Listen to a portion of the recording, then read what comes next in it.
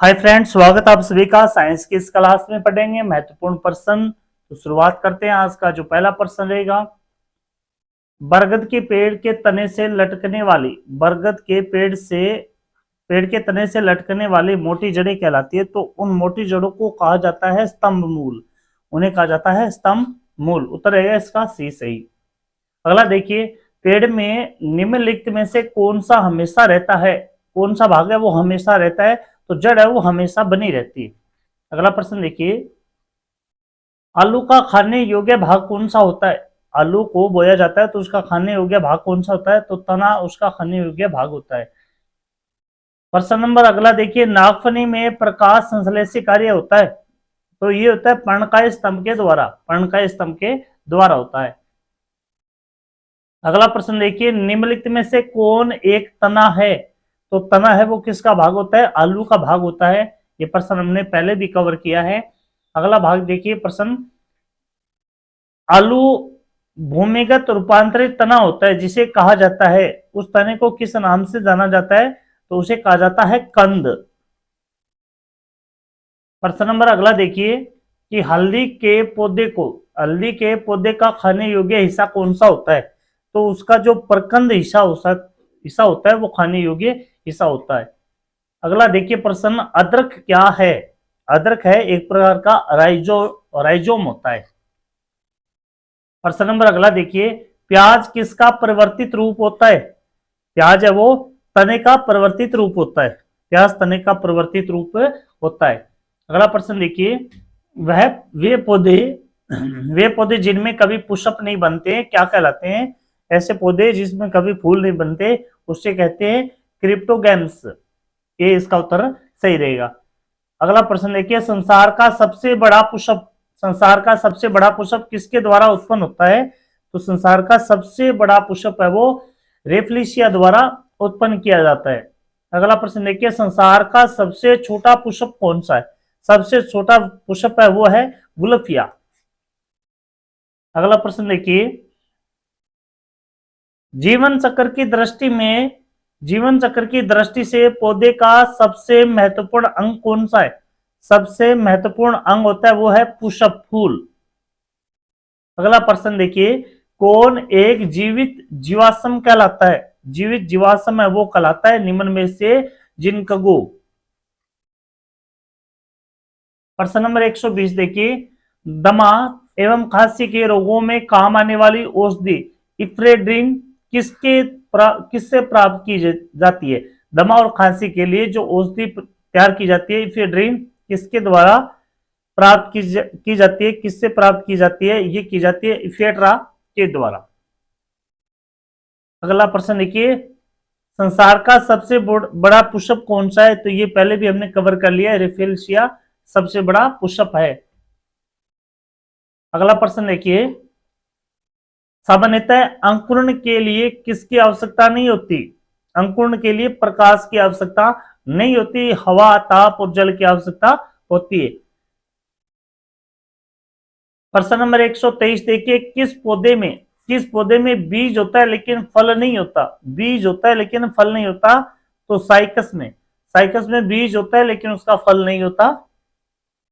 प्रश्न नंबर 124 देखिए, उससे पहले हमने 100 प्रश्नों की सीरीज है वो कवर कर ली। ये दूसरी सीरीज चल रही है। किस पौधे का फल भूमि के नीचे पाया जाता है? किस पौधे का फल है वो भूमि के नीचे पाया जाता है? तो मूंगफली है, भूमि के नीचे पाई जाती है। नारियल का खाने योग्य भाग कौन सा होता है? नारियल का खाने योग्य भाग होता है कौन सा? तो ये होता है भ्रूणपोष। 126 नंबर प्रश्न देखिए, सुगंधित पुष्पों में परागण किसके द्वारा होता है? तो ये परागण होता है वो कीट के द्वारा होता है। अगला प्रश्न देखिए, अनिषेक जनन प्राय किसमें दिखाई देता है? तो ये जनन दिखाई देता है अंगूर में। प्रश्न नंबर 128 देखिए, तना काट आमतौर पर किसके प्रवर्धन के लिए प्रयोग किया जाता है? तना काट है वो किया जाता है गन्ने के लिए। प्रश्न नंबर 129 देखिए, निम्न में से किस एक की खेती पौधे का प्रतिरोपण करके की जाती है? पौधे का प्रतिरोपण करके की जाती है तो प्याज की खेती। प्रश्न नंबर 130 देखिए, एक सत्य फल परिवर्धित होता है, एक सत्य फल परिवर्धित होता है तो अंडाशय से होता है। प्रश्न नंबर 131 देखिए कि निम्न में से कौन सा एक कूट फल होते हैं, तो ये फल होते हैं सेब, कूट फल है वो सेब होते हैं। अगला प्रश्न देखिए, सर्वाधिक महत्वपूर्ण भोजन, सर्वाधिक महत्वपूर्ण भोजन किससे उत्पन्न होता है? सर्वाधिक महत्वपूर्ण भोजन है वो फलों से प्राप्त होता है। चावल का दाना क्या है? चावल का दाना एक बीजीय फल होता है, एक बीजीय फल होता है। अगला प्रश्न देखिए, नाशपाती का कौन सा भाग खाया जाता है? नाशपाती का कौन सा भाग खाया जाता है? तो ये गुद्देदार पुष्पासन भाग है वो खाया जाता है। बीज किससे विकसित होता है? बीज है वो बीजांडों से विकसित होता है। प्रश्न नंबर 136 देखिए, निम्नलिखित में से किसे वर्गीकी का जनन कहा जाता है? वर्गीकी का जनन कहा जाता है लिनियस को। अगला प्रश्न देखिए, वर्गीकरण की आधारीय इकाई कौन सी है? आधारीय इकाई है स्पीशीज। प्रश्न नंबर 138 देखिए, आलू आलू किस कुल से संबंधित है? आलू है वो सोलेनेसी से संबंधित है। प्रश्न नंबर 139, कपास किस कुल से संबंधित है? तो कपास है ये मालवेसी कुल से संबंधित है। अगला प्रश्न देखिए, बैंगन, बैंगन किस कुल का पौधा है? बैंगन है वो सोलेनेसी, सोलेनेसी यानी आलू और बैंगन एक ही वंश के, एक ही कुल के पौधे होते हैं, सोलेनेसी। अगला प्रश्न देखिए, आम का वास्तविक वानस्पतिक नाम क्या है? आम का वानस्पतिक नाम है मेंजिफेरा इंडिका, मेंजिफेरा इंडिका।